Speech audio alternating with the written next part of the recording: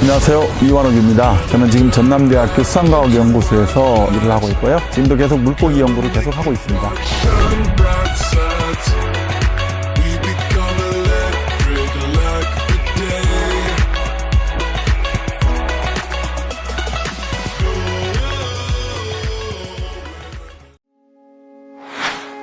안녕하세요. 오늘 이야기의 주인공은 떡붕어입니다. 어느샌가부터 떡붕어를 좋아하고 있고 이제는 전국에 사는 떡붕어를 찾아다니고 있는데요. 떡붕어에 관한 영상을 만들기 위해 관련 서적도 읽고 또 공부를 하면서 저 역시 떡붕어에 대해 좀 더 알게 된 계기가 된 것 같습니다. 자, 그럼 오늘의 주인공 떡붕어, 그 이야기를 시작해 보겠습니다.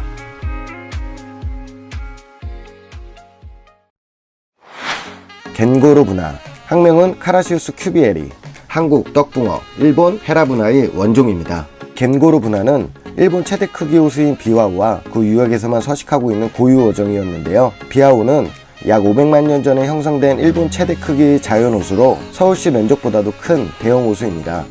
이 비와우를 조사하던 중 약 40~50만 년 전 겐고로 분화의 화석이 발견되었다고도 하네요. 겐고로 분화의 주 먹이는 식물성 플랑크톤으로 사람이 주는 미끼는 먹지 않고 중충에 해유하며 낚시가 아닌 어부들의 그물을 통해서만 잡혔다고도 합니다. 겐고로 분화를 물 위에서 내려다보면 체형이 꼭 물방개를 닮았다고 하여 겐고로, 분화, 물방개 붕어란 뜻으로 쓰였다고 합니다.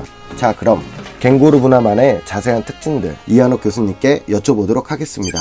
우리나라에서 지금 보통 떡붕어라고 얘기하고 있고 일본에서 겐고로 분화라고 하는 종 자체는 이런 붕어하고 너무 차이가 나는 게 몇 가지가 있습니다. 그 중에 제일 중요한 게 뭐냐면 붕어들은 주로 저층에서 분화돼서 저층에 있는 것들을 잡식들을 하게 되는데 비해서 이 종은 비와우 자체가 수심이 200m 넘게 이렇게 깊은 곳이기 때문에 저층에 살 수가 없어서 중층에 분화됐어요.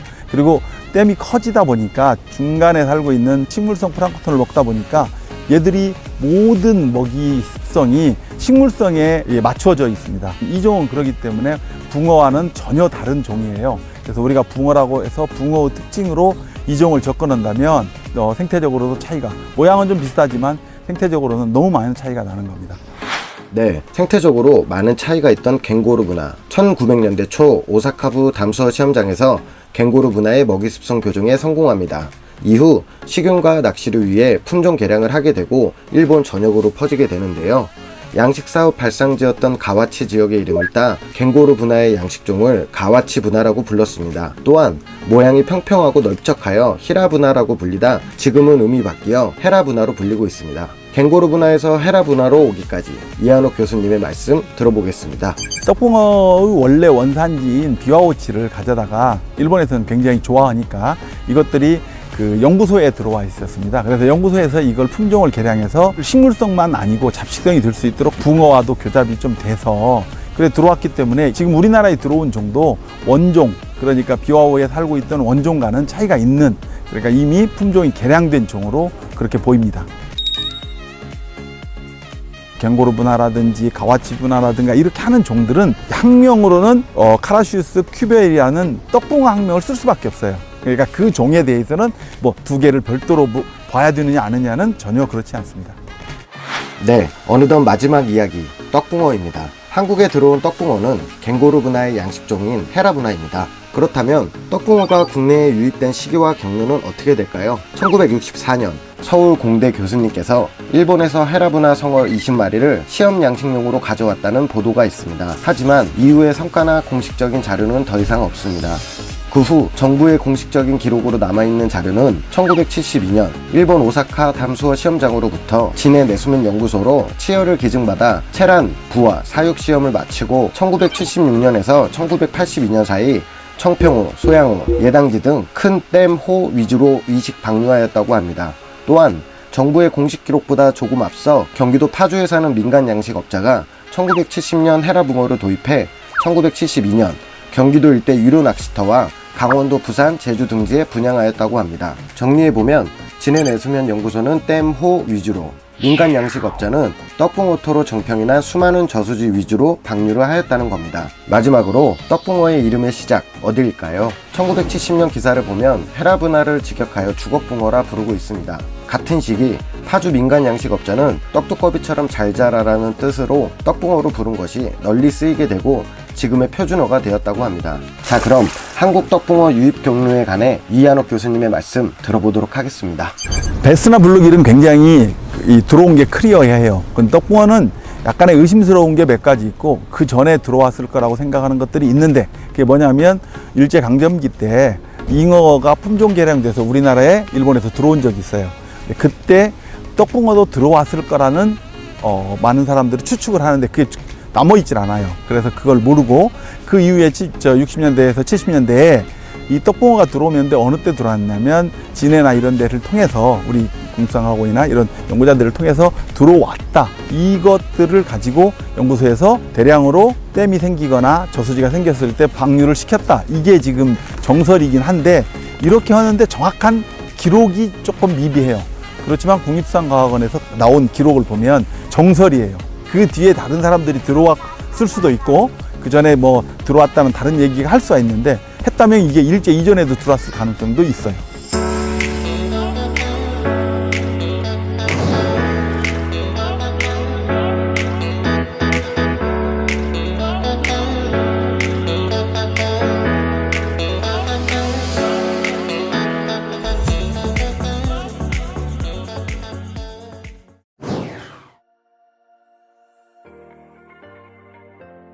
제일 중요한 게 뭐냐면 떡붕어가 붕어보다는 더 빨리 성장한다는 어떠한 결과도 없어요. 실험에서 제가 해봤더니 초창기 1년에서 2년 사이에 똑같은 먹이와 똑같은 조건으로 키우면 초창기에는 붕어가 더 빨리 큽니다. 그러다가 떡붕어가 중간에 조금 더 빨리 크기도 하지만 이게 30cm, 20cm가 넘어갔을 때는 성장 속도에는 큰 차이가 없어요. 떡붕어도 보통 30cm나 40cm 이렇게 어느 정도 사이즈가 커버리면 얘들이 알을 낳는데 중점을 두지 자기를 키우는데 그렇게 크게 중점을 두지 않습니다. 알 낳을 수 있는 조건이 되면 그 다음부터는 30에서 40cm에 그냥 멈추고 알 낳는데 집중할 수도 있고 그렇지 않고 먹이가 많거나 자기가 키우려고 생각한다면 좀 더 키울 수도 있어요. 그래서 그 모든 변온동물들의 크기는 책에는 이렇게 이론적으로 돼 있어요. 모든 변온동물들은 죽을 때까지 큰다. 이게 정설이에요.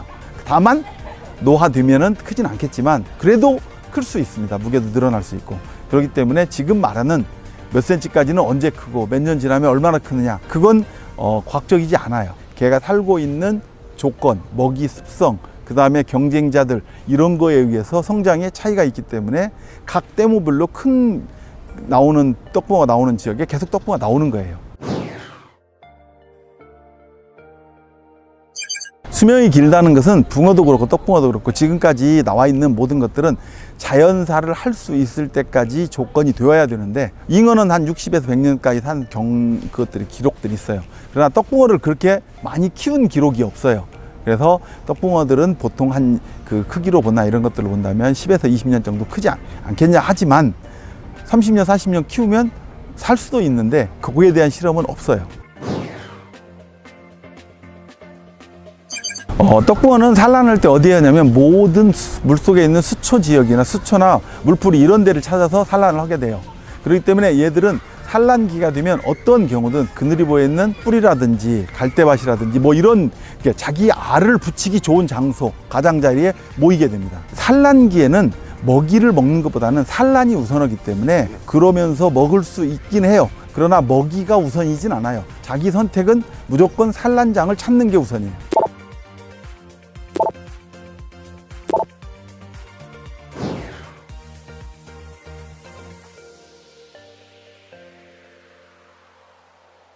산란기 때 혹시 떡붕어를 보시면 평소에는 모여 다니지 않던 것들이 모여지게 됩니다. 근데 그 시절에 보면은 표층에 화분들이 많이 뜨거나 식물성 플랑크톤이 번식하기 시작하는 철이에요. 그래서 얘들은 넓은 호수에 살았던 경험이 있기 때문에 암수가 만날 확률들이 굉장히 떨어지기 때문에 산란철이 되면 둘이 산란장 비슷한 곳에 모이게 돼요. 그때 보면은 수십 마리씩 떼로 다니게 됩니다. 그러면서 표층에 있는 식물성 플랑크톤이나 위에서 떨어진 화분들이라든지 이런 것들을 먹게 되는데 이때 모여서 산란이 딱 이루어지고 나면 얘들은 그 다음부터는 어디로 가냐면 자기들이 평소에 살았던 대형 댐호의 중층에 가 있기 때문에 낚시인들이 그걸 접근하기가 어렵고, 그래서 어부들이 서는 그물에는 걸리지만 낚시에는 잘 안 걸리는 거예요. 그러니까 얘들이 평소에는 중층에 떠다니면서 뭘 먹냐면 식물성 플랑크톤을 주로 많이 먹고, 산란기 때는 이 주변 가장자리에 접근해서, 연안에 접근해서 산란장도 하면서 둘이 모이기도 하면서, 그때 이제 낚시에 집중적으로 큰 종들이 걸리게 되는 거예요.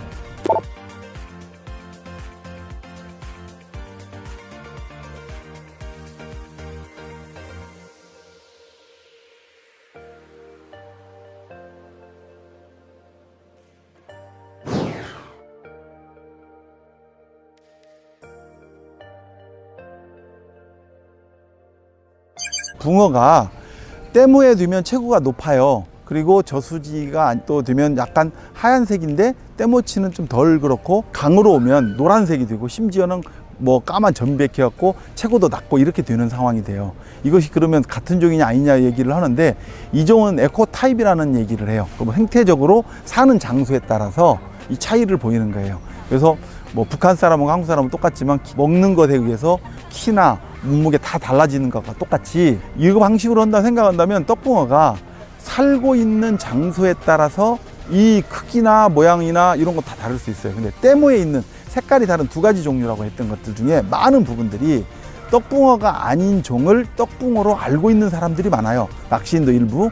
그래서 댐호나 저수지에 노란색이 됐다든지 아까 부드럽게 돼 있던 것들은 실제는 붕어와 떡붕어가 교잡돼서 만들어진 품종이라고 했잖아요.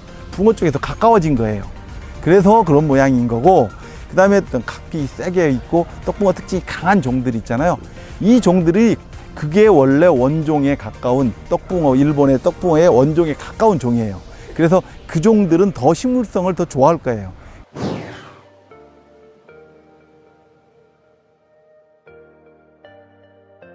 우리가 보통 초식성이라고 하는 것 중에는 초와 같이 풀을 뜯어먹는 고기가 있고, 그 다음에 이 떡붕어와 같이 식물성 플랑크톤을 먹는 종이 있어요.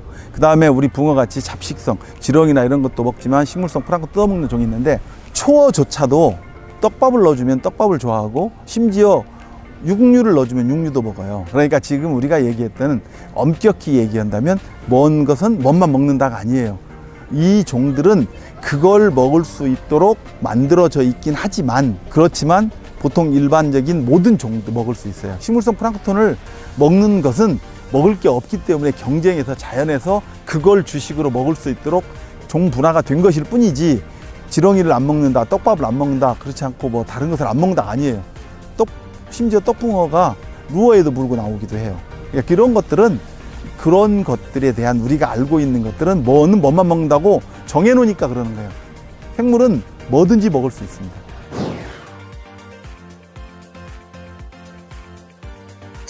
피라미는 많은 이 육식어들에 의해서 먹이가 돼요. 헌을 때 도망갈 수 있는 게 뭐냐면 옆줄에 있는 감각기관과 눈밖에 없어요. 그러니까 얘들이 낮에는 빠른 속도로 도망다닐 수 있는데, 밤이 되면 숨어서 먹는 맥이나 이런 것들에 속수무책 당하기 때문에 얘들이 육식어들이나 큰 종이 접근할 수 없는 아주 얕은 곳에 다 모여서 잠을 자요. 그렇기 때문에 낚시해서 먹고 싶어도 가면 잡혀 먹으니까 얘들이 움직이지 않는 거예요. 그렇기 때문에 야행성이 있는 육식어들을 피해서 가장자리에 주로 많이 와 있어요.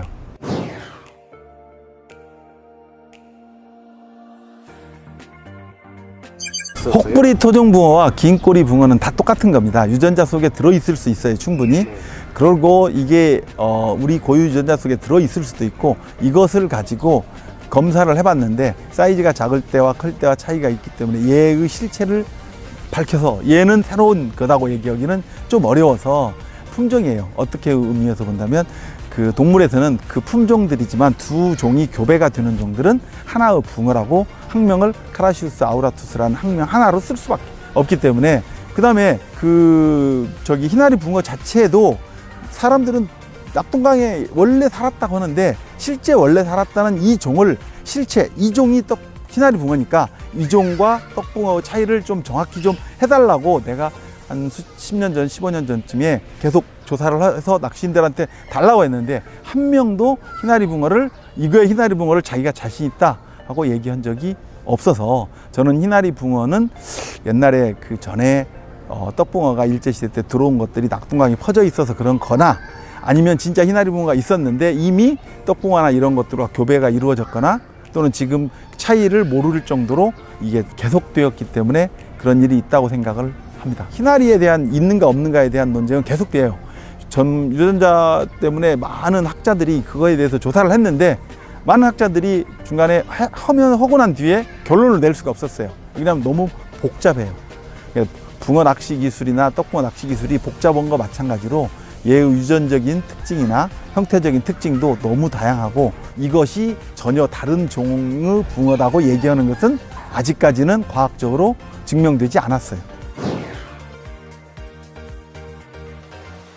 지금까지 국립수산과학원에서 또는 대학에서 연구를 하고 있고 지금도 마찬가지로 연구를 하고 있어요. 근데 물고기의 분류라든지 생태라든지 물고기가 어떻게 그 세대를 유지하는지, 그 다음에 자연 환경과 어떤 관계를 유지하고 사는지, 그 다음에 또 최근에는 물고기 낚시를 하거나 어업하거나 양식하시는 분들과 또 친해지면서 어떻게 활용되는지에 대해서 모든 것들에 관심이 좀 많이 있습니다. 그러나 궁극적으로 제가 원하는 것들은 물고기를 보호하는 일, 물고기를 전공할 때도 좋아해서 했던 일이에요. 그래서 앞으로는 물고기를 보호하는 일이라든지 이런 일들에 조금 사회적인 책임이 있다면 열심히 할 거고, 또 물고기를 활용하는데 낚시하시는 분이나 양식하시는 분이나 또 물고기를 이용하시는 분들이 또 만약에 저의 힘이 필요하거나 저의 연구의 능력이 또는 저의 어떤 식견이 필요하다면 어느 때든지 도와줄 생각이고, 그런 의미에서 낚시잡지에도 연재를 지금 하고 있는데 가능하다면 좀 계속 할 겁니다. 네, 감사합니다. 네.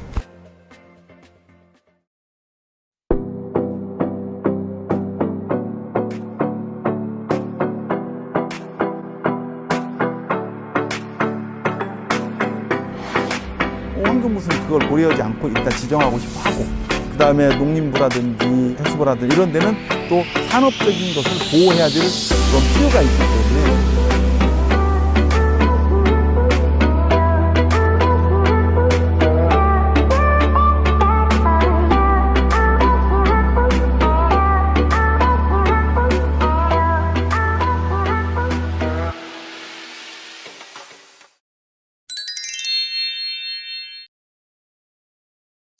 그 낚시를 좋아하시고 그 다음에 이 영상을 좋아하시는 분들은 두 가지일 거예요.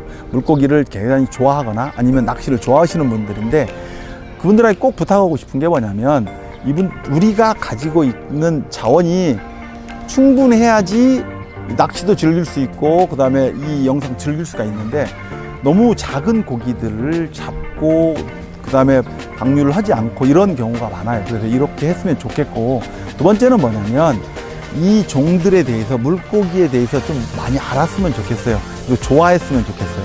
그리고 특히 자기가 낚시를 대상으로 하는 종이 있다면 더 보호하는 쪽으로 좀 해주셨으면 하고 간절히 부탁을 드립니다.